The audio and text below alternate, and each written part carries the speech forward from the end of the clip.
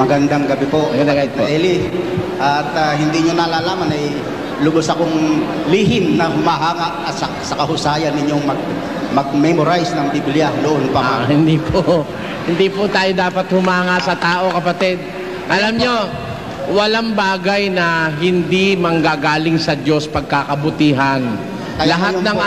Lahat ho lang nasa atin, kaloob ng Diyos yun. Hindi dapat ang hangaan ng tao. Sa Diyos po natin ibigay ang kapurihan doon. Okay. At sa pagkakataon po sanang ito ay tinatawagan ko ang lahat ng mga pastor, pare, ministro, obispo, arsobispo, kardinal, papa, tungkol sa aking mga nasaliksik sa Biblia, pati na nga yung mga naririnig sa inyo. Apo. Ganito po ang natuklasan ko sa Biblia sa aking pagsasaliksik. Pakisulat lang kung may magsusulat. Natuklasan ko po sa Biblia na napakaraming kasinungalingan. Natuklasin ko rin po sa Biblia na ang Diyos ay sinungaling, which is against your teachings na ang Diyos ay hindi marunong magsinungaling. At natuklasan ko sa Biblia na ang Diyos ang gumagawa ng mga heinous crime o karumal-dumal na krimen. Natuklasan ko sa Biblia na iyan ay isang uri ng malaswang babasahin. At yan ay, kumbaga, pornografiya, ang Biblia. At ang Diyos diyan sa Biblia ay nagsisisi, nagkakamali, makakalimutin. Ngayon, ang katanungan ko po ay, bakit sa kabila ng ganyan ang sinasabi, paliwanag ng Biblia sa Diyos, ay nagsusumiksik pa rin kayo diyan sa ganyang mga paniniwala, ay samantalang napakalupit na Diyos, isang uring gumagawa ng karumal-dumal, siyang pasimuno ng kaguluhan at ng hindi pagkakaunawaan, at siyang nag-uudyok sa mga tao para magyera, para mag-away, para magdigmaan. Ayun po ang katanungan ko. Alam nyo, kapatid, ganito. Bakit tinuturing na banal yung ganyang uri ng kasulatan? Alam nyo po, ganito, kapatid. Sa Biblia po, maraming salitang nakasulat. May salita ng demonyo, may salita ng anghel, may salita ng taong sumasampalataya, may salita ng taong hindi sumasampalataya, meron salita ng taong nagdududa, meron din po sa Biblia salita ng halaman, salita ng hayop, salita ng mga punong kahoy, nakasulat sa Biblia. Baka ang napagbabasa nyo po hindi yung salitang galing talaga sa Diyos. Kaya napagkamalian nyo ang Diyos na malupit, nagsasalita ng karumal-dumal, mahalay, etc. Kasi po, kahit anong pagsusuri ang gawin ko sa Biblia, napansin ko at natuklasan ko na ang Diyos sa Biblia, mabait na Diyos, mapagpatawad, hindi malupit. Ang Diyos ng Biblia, mabuti ang kalooban niya, gaya ng sabihin niya ang bagay na ito. Sa Efeso 6, ganito po ang sinasabi niya. Ano ang sasabihin nating masama para sa salitang ito ng Diyos?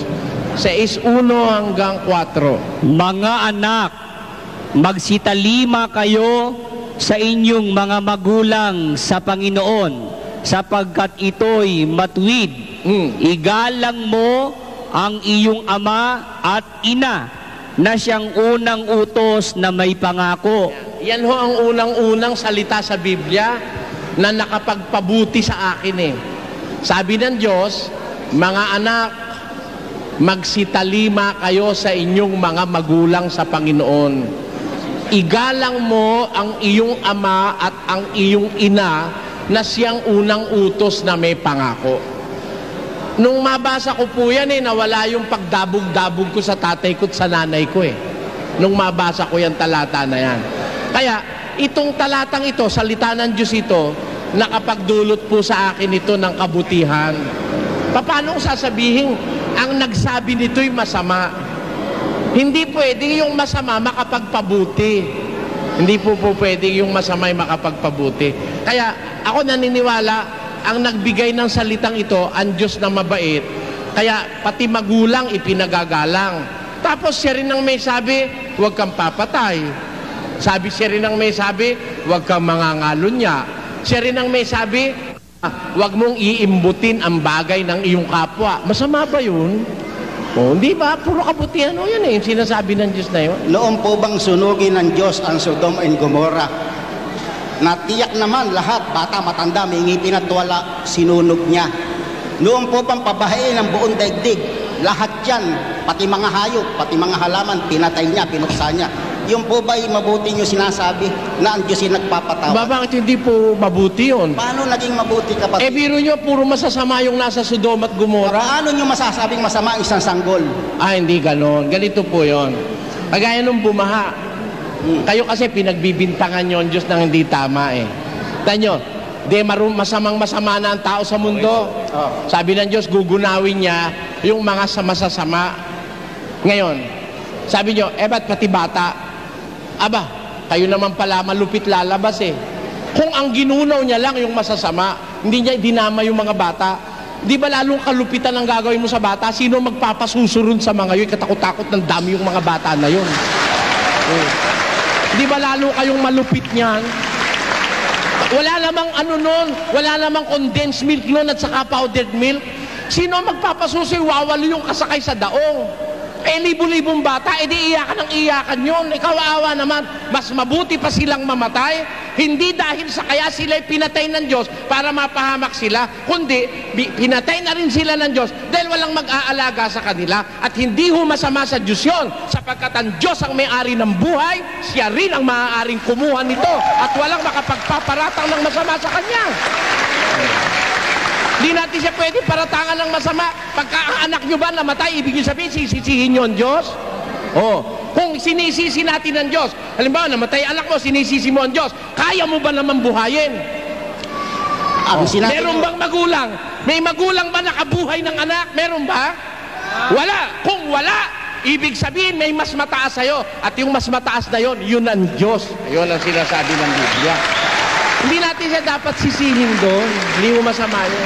Ang binanggit nyo kasi sanggol eh. Alin po? Ang binanggit nyo, mga sanggol na sumususo. Maraming hindi na sumususo. Kasama lahat yun. Babae, matanda, may ngipin. Kaya nga po, wala akong mag-aalaga ron sa mga kahit hindi. Halimbawa, hindi na sumususo, 1 taon kalahati, sino mag-aalaga ron? Saan ka kukuha ng papakain doon sa daong? Pinatay mo lalo ng gutom yun, lalong mahirap. Mabuti na yung malunod siya, sandali lang, 3 minuto lang, patay na. Kaysa doon sa habang panahon siya iyak ng iyak sa daong, wala namang gatas. Lalong kalupitan yung gagawin nyo kung kayo ang Diyos. Kung kayo ba may anak na masama, susunugin nyo? Alin po? Kahit na anong pagkasama-sama ng inyong anak bilang magulang, susunugin nyo?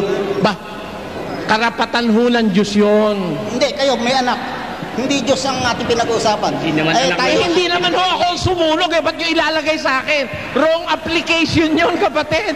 Ang sumunog ang Diyos, hindi naman ako eh. Karapatan ho ng Diyos yun eh. Kasi, katin nyo merong instances na hindi mo pwedeng i-divert. It was God who let fire rain upon Sodom and Gomorrah. It was not me. Kung ako tatanungin nyo, kung may anak ka, kahit gano'ng kasama, susunugin mo? Natural, ang sagot ko bilang tao, hindi ko susunugin anak ko yun no? Hindi ko susunugin yun. Pero in that case, hindi ako sumunog ang Diyos, kaya pwede yun.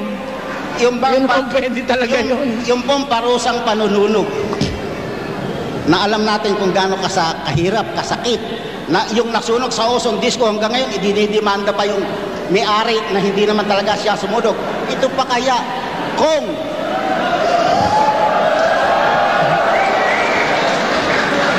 ang sinabi sa Biblia ay merong isang kapangyarihan na sinunog ang 2 siyudad, ano kayang iisipin nyo? Kung hindi sinabing Diyos, kung may sinabi sa Biblia na merong isang kapangyarihan na sinunog ang 2 siyudad, binatay lahat, binuksan lahat ng tao, ano ngayon ang iisipin nyo? Sa demonyo yun. Hindi ho. Hindi ho yung iisipin ko. Yung sinunog ang mga demonyo eh. Kung ang demonyo ang mga sinunog, hindi yung demonyo sumunog. Hindi ho ba? Pwede ba naman yung pareho tayong demonyo, magkaibigan tayo, susunugin kita? Tanyo nga kayo, ayaw nyo silang sunugin. Di ba? Dapat mag-iisip tayo. Ang sinunog sa Sodom at Gomorrah, mga taon sa demonyo, ayaw kumilala sa Diyos. Yun ang sinunog. Kaya ako ganito po, attitude ko. Pag ang gawa ay gawa ng Diyos, I have no question to ask. Ganito. Lumitaw ka, pipi. Yung isa bingi, yung isa bulag. Sino gumawa? Ang Diyos. No question asked. Tinatanggap ko kung ako'y pipi, kung ako'y bulag, kung ang ilong ko'y malaki. Ano pa alam nyo, may mga ilong na magagandang ilong hindi ba, no? Hindi yung ilong mo.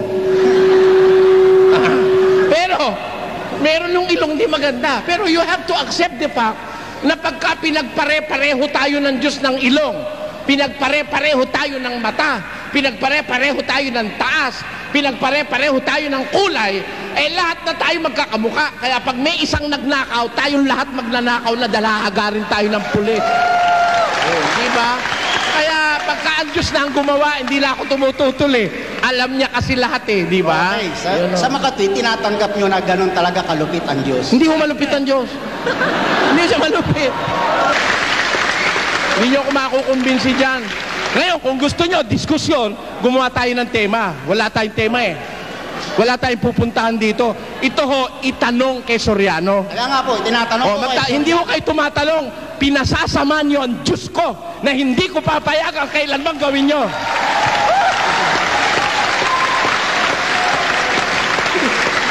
Magtema kayo.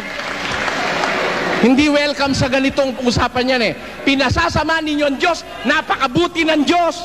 Magsisi ka, kapatid. Siguro ganun Ikaw pala, pagka ninakawang ka, pati ikaw gusto mo makulong ka, ninakawang ka na nga. Yan. Masama pala ang uugali mo Pati mga bata. Hindi Kapatid, yung sabi niyong gago. Hindi ko mo namatay ang bata, malupit na ang Diyos. May kamatayan na ang kahulugan ay pagmamahal ng Diyos. Basa.